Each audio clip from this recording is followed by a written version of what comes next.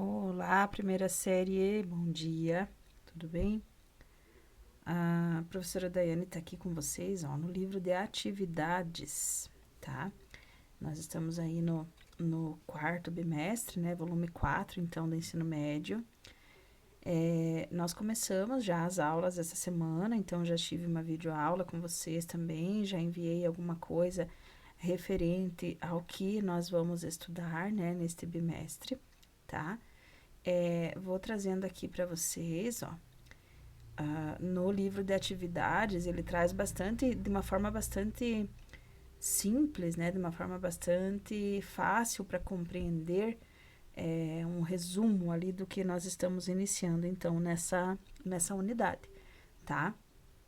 Então, o que eu já enviei na videoaula que vocês tiveram nessa semana, e o que nós veremos também nas duas aulas ao vivo, que já teremos agora na sequência, né? Primeiro, que nós veremos as leis das reações químicas, tá? E o cálculo estequiométrico. Então, leis das reações químicas são algumas leis ponderais que nos indicam a proporção, a quantidade de produto, de reagente que ocorre, né? Dependendo de cada tipo de reação, tá? Então, nós vimos, eu coloquei, né, na vídeo aí para vocês, que a gente utiliza como padrão o átomo de carbono, tá? Já foi tentado com outros elementos, né? Mas o maior padrão, o mais fácil de se colocar aí como padronização para medida de massa dos átomos foi o átomo de carbono 12, tá? Lembrar que aparece ali, ó, o isótopo 12 do carbono. Por que aparece assim, né? Porque nós temos outros isótopos. Vocês já sabem o que é isótopo. Vocês sabem que é átomo do mesmo elemento químico, porém com números de massa diferente, né? Então, eles têm o mesmo número atômico, porque é o mesmo elemento.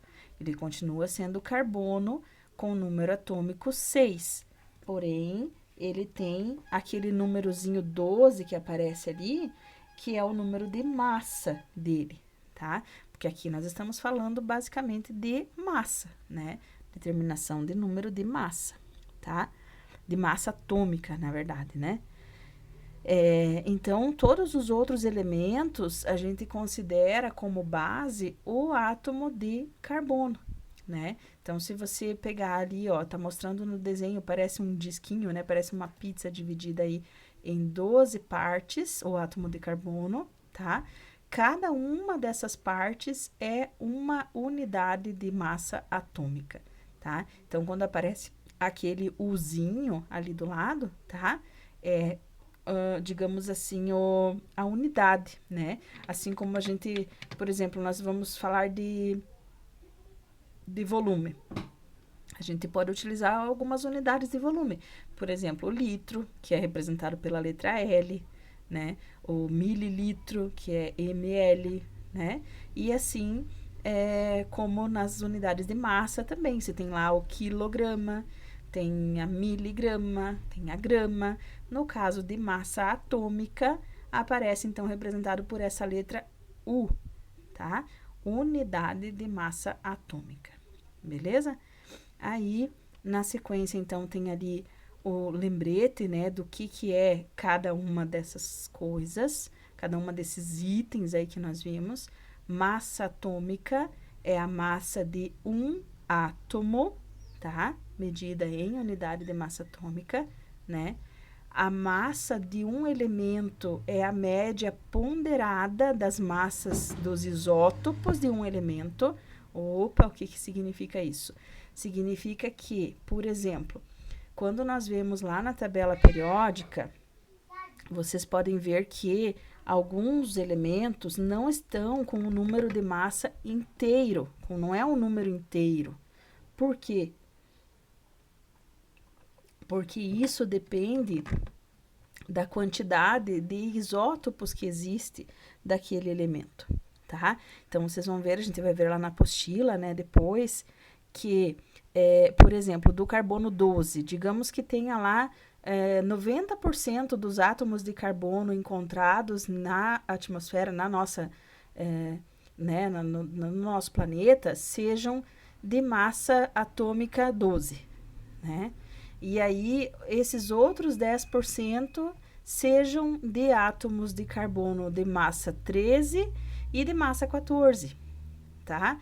Então, é feito um cálculozinho, uma média ponderada, né? Onde se pega todos os isótopos, as quantidades, as porcentagens em que eles existem no planeta e se divide por 100.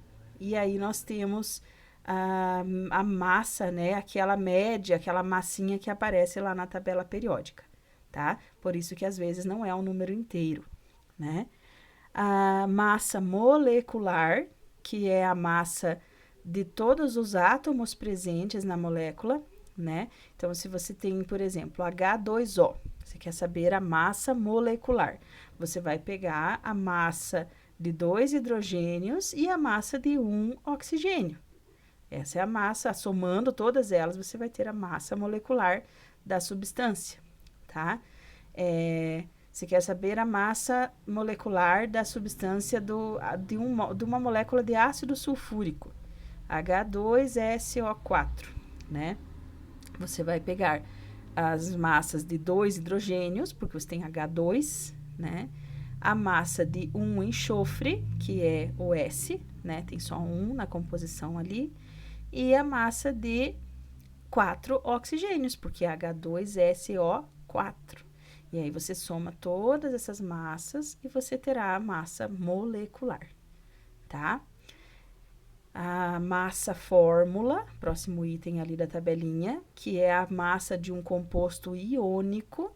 Então, quando você tem íons, né, em uma substância, tá? É só somar a massa desses íons, né?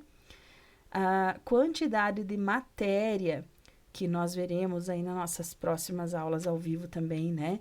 Que é a quantidade que contém 6 vezes 10 na 23.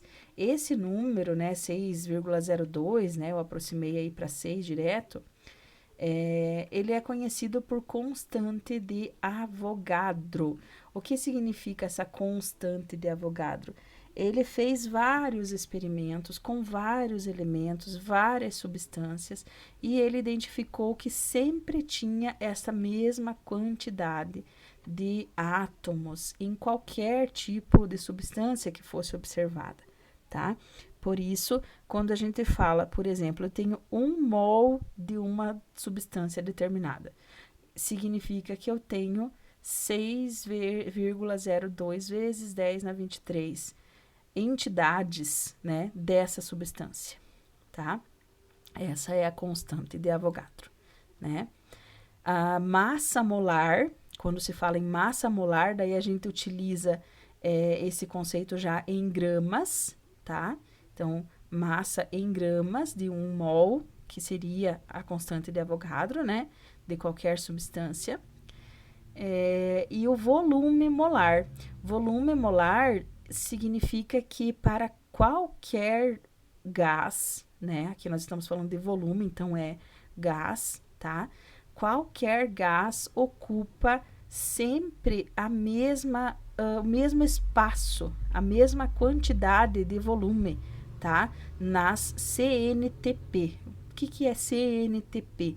Se vocês não conhecem ainda essa abreviação, ela é a sigla que identifica o termo condições normais de temperatura e pressão, tá? Então, quando você fala CNTP, condições normais de temperatura e pressão, significa que nós consideramos a temperatura de 0 grau, né? E a pressão de 1 atm, 1 atmosfera, tá? E esse volume molar, então, é constatado, né, pelos experimentos, nós vamos ver ainda mais no conteúdo, tá? Que qualquer gás ocupa, então, 22,4 litros nas CNTP, nas condições de 0 graus Celsius e 1 atm, tá? Então, se eu tenho 2 mols de gás, ele vai ocupar quanto? 44,8.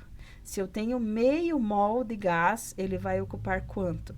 11,2. Sempre nessa proporção, tá? 1 mol de gás ocupa 22,4 litros na CNTP, tá? E aí, ali no finalzinho já dessa página, também uma boa parte do que nós veremos neste bimestre ainda, né? Que é as leis das reações químicas. Então, nós temos as leis ponderais, que são aquelas leis que relacionam as massas, né? E a lei volumétrica, que é aquela que relaciona o volume, que nós acabamos de ver ali sobre o volume molar, tá? Então, as leis ponderais são as leis de Lavoisier e de Proust, tá? Eu já mencionei a lei de Lavoisier para vocês em algumas outras situações, né? Quando a gente fala, por exemplo, nada se cria, nada se perde, tudo se transforma, tá? Essa é a lei da conservação das massas, ou lei de Lavoisier, tá? Ela diz o quê? Que em uma reação química, quando ocorre em um sistema fechado, a massa dos reagentes é igual à massa dos produtos. Ou seja, nada se cria, nada se perde.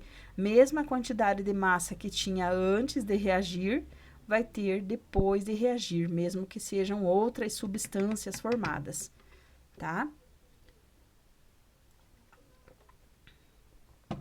A lei das proporções definidas é a outra lei ponderal, né? Chamada de lei de Proust, que é aquela que diz que qualquer que seja a procedência de uma substância composta, ela sempre será formada pelos mesmos elementos químicos, né? Em uma mesma proporção em massa, ou seja, se eu quero formar uma molécula de água, eu tenho que reagir uma molécula de H2 com meia de O2 para formar uma de H2O. Agora, se eu quiser a formação de 2 mols de água, de 2 H2O, eu vou ter que ter maior quantidade. Eu vou ter que ter 2 de H2 mais 1 de O2, formando 2 H2O, né? Essa é a lei de Proust, ou lei das proporções definidas, tá? E a última é a lei volumétrica, ou lei de Gay-Lussac, tá? A lei de Gay-Lussac, ela diz que quando medidos nas mesmas condições de temperatura e pressão, os volumes dos gases participantes em uma reação têm entre si uma proporção fixa expressa por números inteiros e pequenos, tá? Então, esse é o conceito aí das leis das reações químicas que nós veremos de uma forma bem mais aprofundada daqui para os próximos dias agora, tá certo?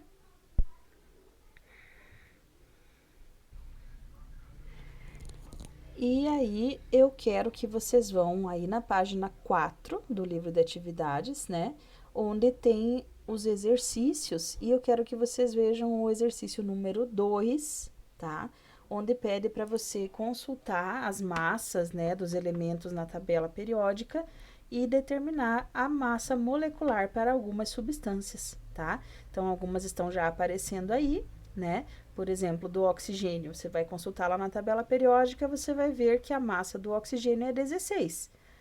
O ozônio, então, sendo O3, tendo 3 átomos de oxigênio, é só fazer a multiplicação, 3 vezes 16, e você vai ter a massa molecular do ozônio, tá? Então, vocês vão fazer esse exercício aí, número 2, e me enviar aí pelo positivo, né, as respostinhas, a resolução na apostila, até a próxima segunda-feira, beleza? E aí, nós conversamos na nossa próxima aula ao vivo, ok? Um abraço, até mais.